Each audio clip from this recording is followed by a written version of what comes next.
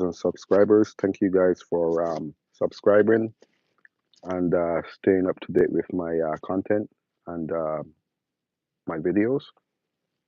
And as you can see, I've reached almost 400 subscribers. So I want to just thank everyone who has subscribed to the channel and continue watching and supporting. So in today's video, this is going to be a short live. I'm going to be talking about how I go about gaining my successful ratio of passing my electrical work.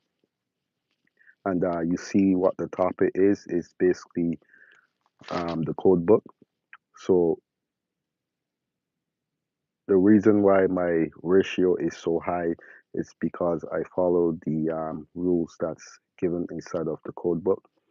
Without the code book, your ratio of passing is very low, meaning that you're not following your code rules. You're not reading what the code rule states. And for this reason, a lot of us will run into issues when it comes to having an inspection done and having the inspector come out to inspect the work. And so once you're not familiar with that code book and the code rules, there's no way that you will have a high passing ratio. It's pretty simple. Um, you continue to read the code book. You don't need to study the code book. You just need to know how to get to the the rules. Use the rules wisely. Also, use the index that's provided to you. Use the front of the code book that's provided to you also with the index. The code book is also very big. Section 2. There's a bunch of rules in there when it comes to dealing with the inspection and when it comes to dealing with a lot of stuff. Section 2 also is what I use a lot. Um, Starts from 2000 and it goes up to 2400, I believe, with the rules inside there. So it's very helpful for us in reading those rules. It also states in there about the protection of the life of people when it comes to burning and stuff like that. So there's a lot of rules in there also. Um, as I say, section 12 also you have the conduit. It's a mixture of a whole lot of different stuff when it comes to electrical um, work.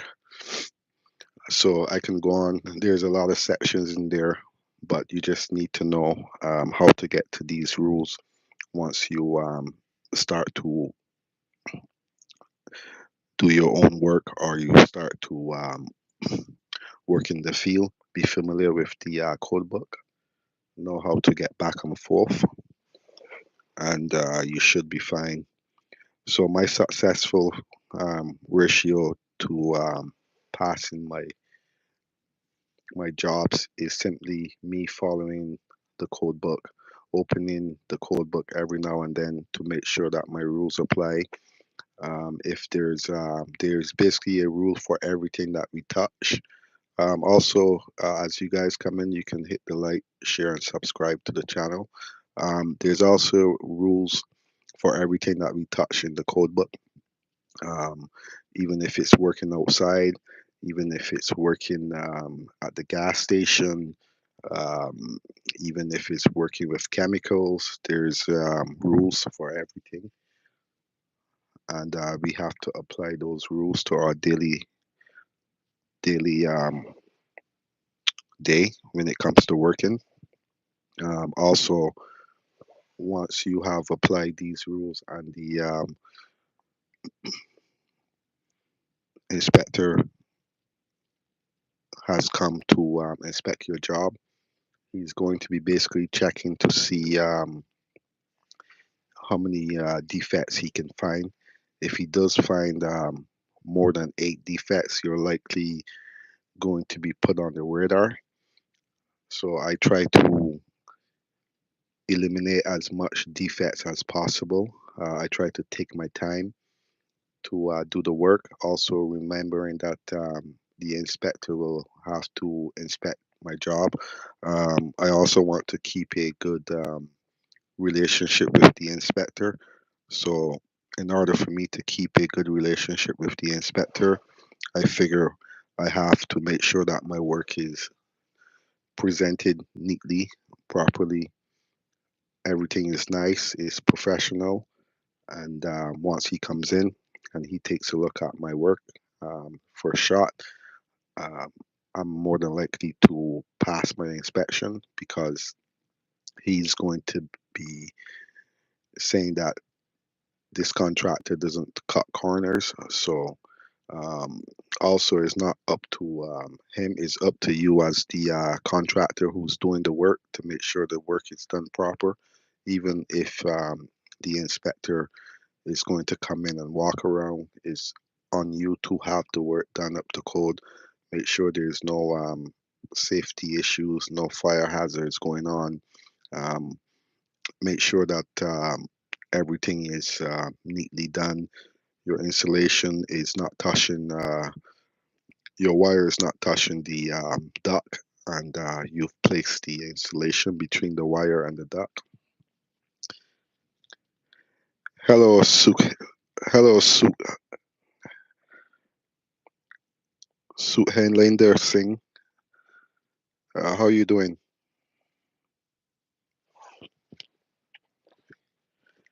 Are you, is it the first time tuning into my videos or my live stream? So, yes, so as I said, in order to pass your inspection, just have your work neatly done and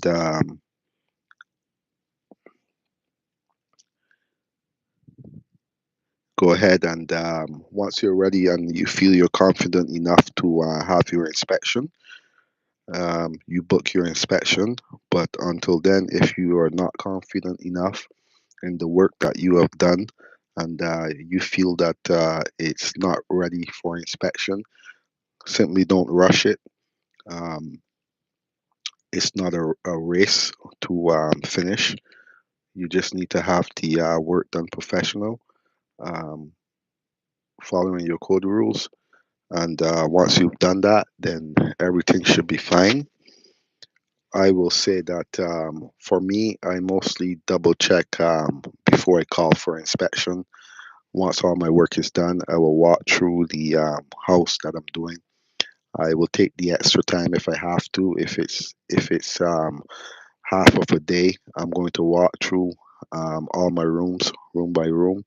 I'm going to double check my work, and I'm going to make sure that everything is up to code. Once that's done, and I feel confident enough that the work will pass, then I will book my inspection for the following day. I always try to get to the job site before the inspector arrives. That way, if I have missed something, or if something wasn't done, and the inspector does happen to see it, I am there on the job. I can fix it the same time. Usually, when you fix that the same day, you don't get a defect. So try to avoid as much defects as possible. Um, as I said, it keeps you on the radar with all the defects. Try to have a high passing ratio with the inspector. And like I said, once you guys come in, you guys can hit the like, share, and subscribe to the channel. Today's video is basically about how I go about passing my inspection and how you all should take the process to pass your inspection and have a high ratio. It's simply easy. Um, just open up the code book, read the code book, make sure you know certain rules that you're using. Um, as I said, every rule, every job, everything we touch, there's a different rule for it. We just need to know how to find it in the book by using the front of the index or the back of the code book index. There is a lot of rules in there. Also, there's diagrams. There's a whole lot of stuff in the code book. So it's not very simple, but it can be done. And the rules are kind of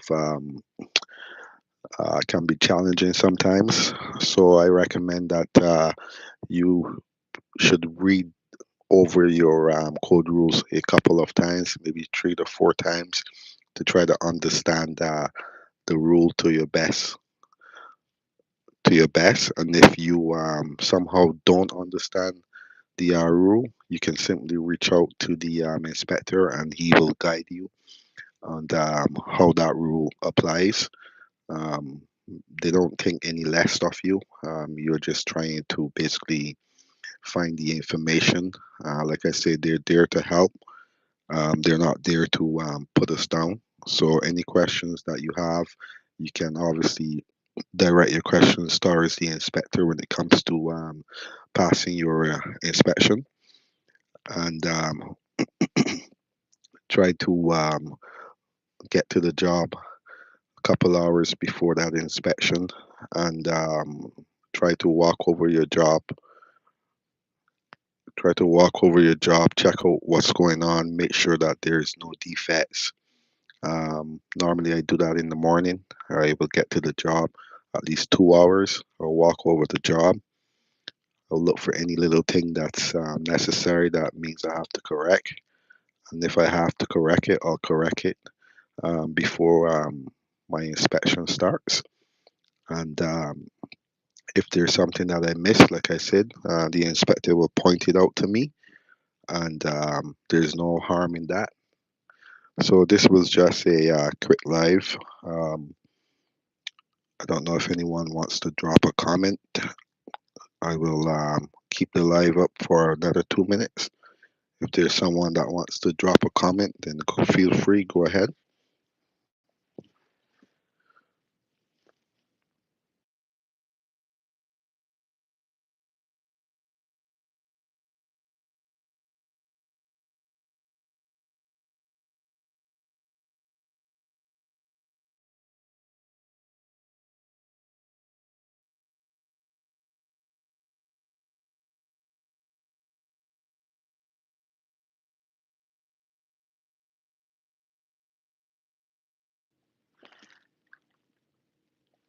Hey Shady, how's it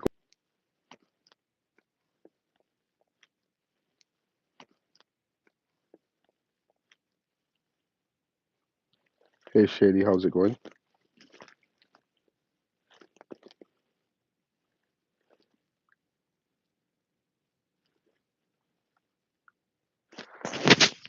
Are you still there, Shady?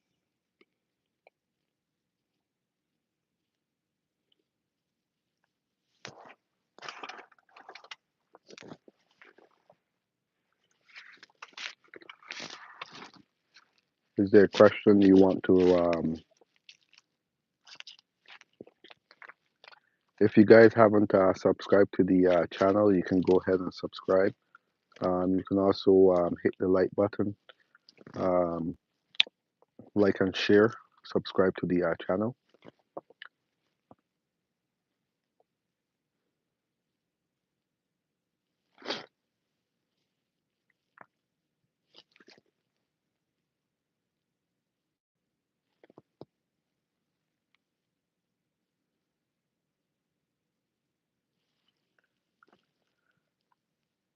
So again, this was a quick live. As I see, no one is communicating back with me. I do have a couple of people in the chat that said hello, but they're not. I guess it was just a hello.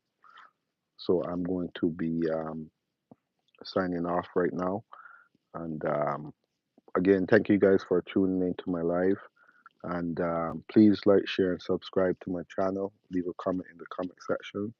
I'll catch you guys on the next live, or I'll catch you guys on my next video that I'm going to be posting. Thank you.